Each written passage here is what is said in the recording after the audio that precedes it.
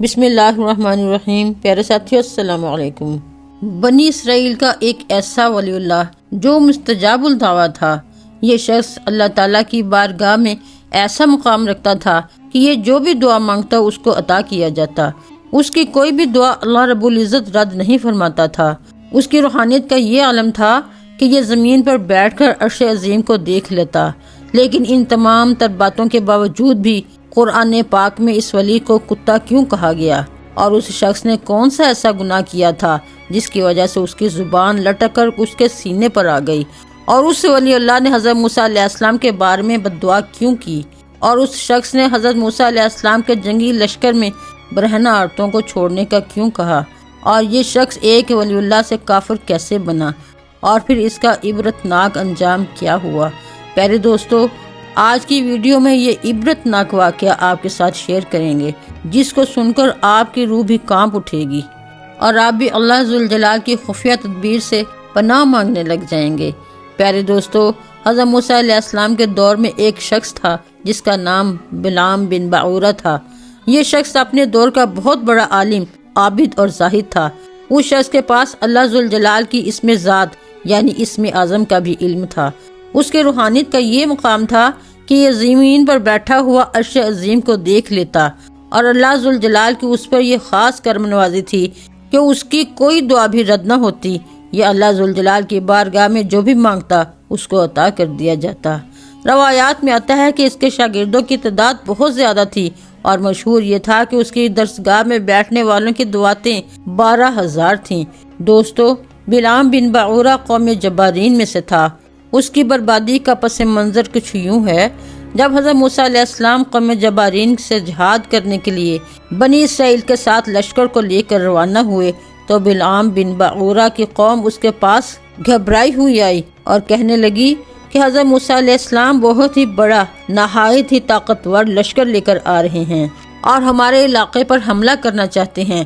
اور حضرت موسیٰ علیہ السلام یہ چاہتے ہیں کہ ہم لوگوں کو ہماری زمینوں سے نکال کر یہ زمینیں اپنی قوم بنی اسرائیل کو دے دیں۔ اسی لیے آپ حضرت موسیٰ علیہ السلام کے لیے ایسی بد دعا کریں کہ حضرت موسیٰ علیہ السلام شکست کھا کر واپس بھاگ جائیں۔ اس وقت لوگوں نے بلعام بن بعورہ سے کہا، چونکہ آپ مستجاب الدعویٰ ہیں، آپ کی کوئی بھی دعا رد نہیں ہوتی، لہٰذا آپ حضرت موسیٰ علیہ السلام کے خلاف بد دعا کریں۔ لوگوں کی یہ بات سن کر بلعام بن بعورہ کانپ اٹھا اور کہنے لگا، تمہارا برا ہو، خدا کی پناہ، حضرت موسیٰ علیہ السلام تو اللہ رب العزت کے سچے نبی ہیں، اور ان کے لشکر میں مومنین اور فرشتوں کی جماعت ہے، میں ان کے لیے کس طرح بد دعا کر سکتا ہوں؟ لیکن اس کے باوجود بھی اس کی قوم اس کے سامنے رونے لگی اور گڑ گڑانے لگی۔ اپنی قوم کی یہ حالت دیکھ کر بلعام بن بعورہ نے اپنی قوم سے کہا کہ میں استخارہ کر لیتا ہوں، اگر مجھے اجازت مل گئی تو میں حضرت موسیٰ علیہ السلام کے خلاف بد دعا کروں گا، اور اگر مجھے اجازت نہ ملی تو میں ایسا ہرگز نہیں کروں گا۔ چنانچہ بلعام بن بعورہ نے استخارہ کیا تو استخارہ میں اس کو بد دعا کرنے کی اجازت نہ ملی۔ اس طرح اجازت نہ ملنے پر بلعام بن بعورہ نے اپنی قوم کو صاف صاف جواب دے دیا کہ اگر میں بد دعا کروں گا تو میری دنیا اور آخرت دونوں برباد ہو جائیں گی۔ بلعام بن بعورہ کی بات سن کر لوگ مایوس ہو گئے اور ایک دوسرے سے کہنے لگے کہ اگر حضرت موسیٰ علیہ السلام نے ہمارے علاقے پر حملہ کر دیا تو ہمارا سب کچھ چلا جائے گا۔ چنانچہ انہوں نے بلعام بن بعورہ کو راضی کرنے کے لیے بہت سارا مال و دولت اکٹھا کیا اور بہت سارے بیش قیمت تحفے اس ولی کی خدمت میں پیش کیے، اور قوم کے تمام لوگوں نے اس بات پر اصرار کیا کہ آپ حضرت موسیٰ علیہ السلام کے خلاف بد دعا کریں۔ چنانچہ اس وقت بلعام بن بعورہ اتنا مال و دولت دیکھ کر حرص میں آ گیا اور لالچ کا بھوت اس پر سوار ہو گیا، استغفر اللہ، اور راضی ہو گیا کہ وہ حضرت موسیٰ علیہ السلام کے خلاف بد دعا کرے گا۔ چنانچہ اس طرح وہ شخص مال کی ہوس میں مبتلا ہو کر اپنی گدی پر سوار ہو کر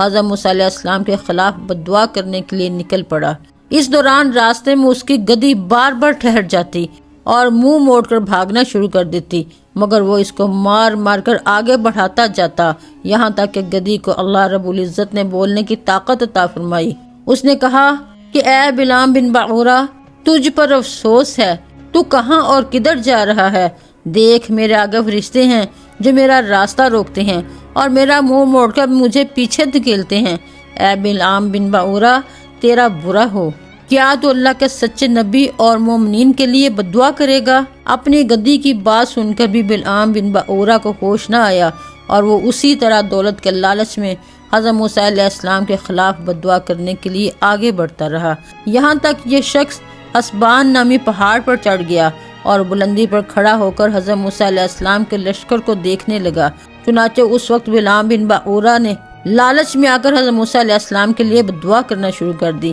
لیکن اللہ ذوالجلال کی قدرت سے ایسا ہوا کہ وہ شخص حضرت موسیٰ علیہ السلام کے لیے بد دعا کرتا مگر اس کی زبان پر اس کی قوم کے لیے بد دعا جاری ہو جاتی۔ یہ منظر دیکھ کر اس کی قوم حیران و پریشان ہو گئی اور کئی مرتبہ اس کو ٹوکا اور کہا کہ اے بلعام بن باورہ، تو الٹی دعا مانگ رہا ہے، تو ہماری قوم کے لیے ہی بد دعا کر رہا ہے۔ تو اس وقت بلعام بن باورہ نے کہا کہ اے میری قوم، میں کیا کروں، بولتا کچھ اور ہوں اور میری زبان سے کچھ اور نکلتا ہے۔ اسی دوران اس شخص پر اللہ تعالیٰ کا دردناک عذاب نازل ہوا اور اس کی زبان لٹک کر اس کے سینے پر آ گئی۔ اس وقت بلعام بن باورہ نے کہا کہ اے میری قوم، ہائے افسوس، میری دنیا اور آخرت دونوں برباد ہو گئیں، میرا ایمان جاتا رہا اور میں اللہ تعالیٰ کے دردناک عذاب کے اندر مبتلا ہو گیا۔ اب میری کوئی دعا قبول نہیں ہوگی۔ مگر اللہ ذوالجلال کے اس دردناک عذاب کے باوجود بھی اس کے دل سے مال و دولت کا لالچ نہ نکلا۔ چنانچہ اس وقت بلعام بن باورہ اپنے لوگوں سے کہنے لگا کہ میں تم لوگوں کو ایسا کام بتاتا ہوں جس کے کرنے سے تم حضرت موسیٰ علیہ السلام کے لشکر کو شکست دے سکتے ہو۔ بلعام بن باورہ نے اپنی قوم کے لوگوں سے کہا کہ تم لوگ ہزاروں خوبصورت لڑکیوں کو زیب و زینت سے آراستہ کرو اور زیورات پہنا کر حضرت موسیٰ علیہ السلام کے لشکر میں بھیج دو۔ اگر حضرت موسیٰ علیہ السلام کے لشکر میں سے ایک آدمی بھی زنا کے اندر مبتلا ہو گیا تو حضرت موسیٰ علیہ السلام کا لشکر ضرور شکست کھائے گا، نعوذ باللہ۔ چنانچہ اس طرح بلعام بن باورہ کی قوم نے اس کے بتائے ہوئے مکر و فریب کا جال بچھانا شروع کر دیا اور بہت ساری لڑکیوں کو تیار کر کے حضرت موسیٰ علیہ السلام کے لشکر میں بھیج دیا، یہاں تک کہ بنی اسرائیل کا ایک رئیس لڑکا ایک خوبصورت لڑکی کے حسن و جمال پر فریفتہ ہو گیا۔ اس لڑکے نے ایک لڑکی کو اپنی گود میں اٹھایا اور حضرت موسیٰ علیہ السلام کی بارگاہ میں حاضر ہوا اور حضرت موسیٰ علیہ السلام سے پوچھنے لگا، اے اللہ تعالیٰ کے نبی، یہ عورت میرے لیے حلال ہے یا حرام؟ حضرت موسیٰ علیہ السلام نے ارشاد فرمایا کہ خبردار، یہ تیرے لیے حرام ہے، فوراً اس کو اپنے آپ سے الگ کر دے اور اللہ ذوالجلال کے عذاب سے ڈر۔ مگر اس وقت اس لڑکے پر ایسا شہوت کا غلبہ طاری ہوا کہ افسوس، اس نے حضرت موسیٰ علیہ السلام کی بات کو ٹھکرا دیا اور اس لڑکی کو لے کر اپنے خیمے میں چلا گیا اور وہاں اس نے اس کے ساتھ زنا کیا۔ اور اس وقت اس زنا کی نحوست کا یہ اثر ہوا کہ بنی اسرائیل کے اس لشکر میں اچانک طاعون کی وبا پھیل گئی اور گھنٹے بھر میں 70,000 آدمی مر گئے اور سارا لشکر ادھر ادھر بھاگتا ہوا ناکام و نامراد ہو کر واپس چلا گیا، جس کا حضرت موسیٰ علیہ السلام کے قلب مبارک پر بہت گہرا صدمہ ہوا۔ بلعام بن باورہ پہاڑ سے نیچے اترا تو اس وقت وہ بارگاہ الہی سے مردود ہو چکا تھا۔ آخری دم تک اس کی زبان اس کے سینے تک لٹکتی رہی اور وہ بے ایمان ہو کر مرا۔ اس واقعے کو اللہ تعالیٰ قرآن پاک میں کچھ یوں ارشاد فرماتا ہے، اور اے محبوب، انہیں اس کا احوال سناؤ جسے ہم نے آیتیں دیں تو وہ ان سے صاف نکل گیا، تو شیطان اس کے پیچھے لگا تو وہ گمراہوں میں سے ہو گیا، اور اگر ہم چاہتے تو آیتوں کے سبب اسے اٹھا لیتے، مگر وہ تو زمین پکڑ گیا اور وہ اپنی خواہش کا تابع ہوا، تو اس کا حال کتے کی طرح ہے۔ تو اس پر حملہ کرے تو زبان نکالے اور چھوڑ دے تو زبان نکالے، یہ حال ہے ان کا جنہوں نے ہماری آیتوں کو جھٹلایا۔ پیارے دوستو، روایات میں آتا ہے کہ بعض انبیاء کرام نے اللہ رب العزت کی بارگاہ میں عرض کی، یا رب العالمین، تو نے بلعام بن باورہ کو اتنی نعمت عطا فرمائی، اس کے باوجود بھی اسے ذلت میں کیوں گرا دیا؟